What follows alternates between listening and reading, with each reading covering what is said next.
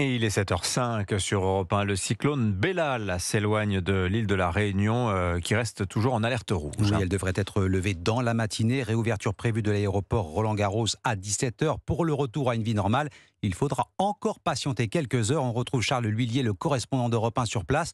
Il y a encore du travail pour tout remettre en état, même si le pire a quand même été évité. Oui, puisque c'est un paysage lunaire ici durant ce jour d'après. Des routes désertes, mais jonchées d'arbres tombés sous le poids des rafales.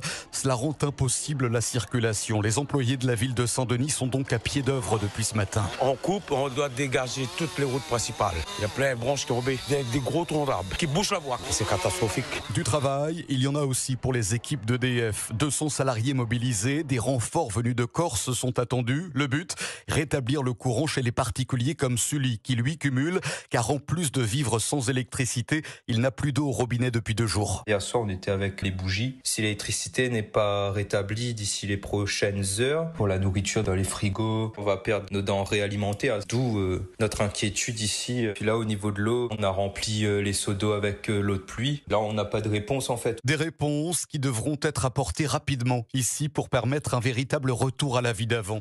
Charles L'Huillier, correspondant d'Europe 1 à La Réunion. Tiens, Gérald Darmanin, le ministre de l'Intérieur, est attendu sur place demain. Le cyclone qui provoque de très gros dégâts à l'approche de l'île Maurice. Les pluies torrentielles ont pris les habitants et les automobilistes par surprise.